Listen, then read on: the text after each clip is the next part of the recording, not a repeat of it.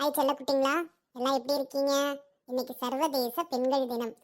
அனைவருக்கும் பெண்கள் தின நல்வாழ்த்துக்கள். ஹாய் செல்ல குட்டிங்களா, அனைவருக்கும் மகளிர் தின நல்வாழ்த்துக்கள். எல்லாரும் நல்லா படித்து நல்ல வேலைக்கு போய் கை நிறைய சம்பாதிங்க. அப்போதான் உங்களுக்கு ரொம்ப நல்லது. சரியா சொன்னேன். நாம் நல்லா சம்பாதிக்கும் போது தான் நம்மளுக்கு தைரியமும் தன்னம்பிக்கையும் அதிகமாகும். அனைவருக்கும் மகளிர் தின நல்வாழ்த்துக்கள். உனக்காக அது பண்ணுறேன் இது பண்ணுறேன்ட்டு பொய்யா பேசுகிற யாரையும் நம்பி உங்கள் வாழ்க்கையை சீரழிச்சிக்காதீங்க. செய்கிறவன் எப்பயுமே சொல்லி காட்ட மாட்டான். அதனால் சிறந்தவங்களாக தேர்ந்தெடுத்து உங்கள் வாழ்க்கையை அமைச்சுக்கோங்க. அனைவருக்கும் மகளிர் தின நல்வாழ்த்துக்கள். ஆனால் ஒன்று, எல்லா பெண்களும் நல்லா படித்து வேலைக்கு போய் கை நிறைய சம்பாதிச்சதுக்கு அப்புறம்தான் வாழ்க்கையை பற்றியே யோசிக்கணும். அப்படி இருந்தால் தான் வாழ்க்கையில் அடிப்படாமல் நிம்மதியாக வாழ முடியும். எல்லாருக்கும் பெண்கள் தின நல்வாழ்த்துக்கள். வாங்க இன்னைக்கு வீடியோக்குள்ள போலாம்.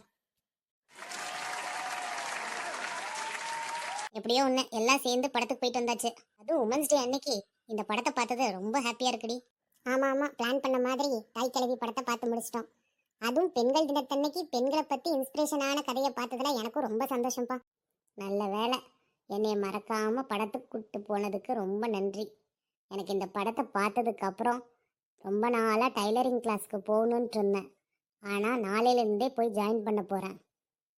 இந்த படத்துக்கு போகணும்னு பிளான் பண்ணதே உனக்காக தாண்டி. நிஜமாவா சொல்கிறீங்க? அடியே, உன் ஏடிஎம் கதெல்லாம் தெரிஞ்சுதான் உனக்கு படத்துக்கே கூப்பிட்டு போயிருந்தோம்.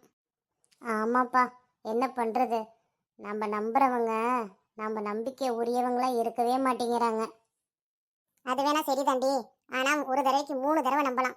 அதுக்கு மேலே நம்பினா அது முட்டாள்தனம். அட பாடுறா, எடி தேனு, இவ்வளோ அறிவா பேசுற? அறிவா பேசலடி, அனுபவத்தில் பேசுகிறேன். ஏன்னா நான் நிறைய பல்ப் வாங்கியிருக்கேன். அதுக்கப்புறம் தான் எனக்கே புரிஞ்சது. இப்படி தான் ஏதாவது சொல்லி நம்மளை ஏமாத்துறது.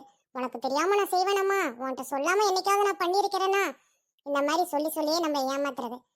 இவன் ஏதாவது கிறுக்குத்தனம் பண்ணாவே நான் கண்டுபிடிச்சிருவேன் இவன் குடிச்சிருக்கிறானா இல்லையான்ட்டு. அன்னைக்கு ஒரு நாள் அப்படித்தான் சூட்கேஸ் திறந்து வச்சுட்டு உட்காந்துட்டு இருக்கிறான். யோ என்னையா பண்ணுறேன்னு கேட்டா, லேப்டாப்ல கொஞ்சம் ஒர்க் இருக்குமாங்கிறான். யோ இது சூட்கேஸியா அப்படின்ன உடனே தலையை செஞ்சுக்கிட்டு என்னை மன்னிச்சுக்கோமாங்கிறான். அப்புறம் அவனாவே திரும்பிட்டான். சரியா சம்பவம் பண்ணியிருக்கிறாடி. இதில் இவங்க ஆட்டாக்காரிங்க வேற, என் பையன் கல்யாணத்துக்கு முன்னாடி தண்ணியே அடித்ததில்லை, கல்யாணத்துக்கு அப்புறம் தான் இப்படிலாம் பண்ணுறான் அப்படின்னு சொல்கிறது. இவங்களே கெடுத்து குட்டி சூறாக்கி நம்ம தலைமையில கட்டிட்டு எல்லா பழிப்பாவங்களையும் நம்ம மேலே தூக்கி போட்டுறது. பையன்ட்டு ஓவராக செல்லம் கொடுத்தா இப்படி தான். பையன் பொண்ணு எல்லாத்தையும் சரிசமமாக வைக்கணும். இவங்க பையன்ட்டு தூக்கி தலைமையில வச்சா அம்மாவை மதிக்கிறதே இல்லை. அப்புறம் இந்த டைலாக் வேற, எப்பயாச்சும் என் பேச்சை கேட்டிருக்கானா, பொண்டாட்டி சொன்ன உடனே சரிமா அப்படின்னு கேட்கறான். என்ன மயக்குனாலோ?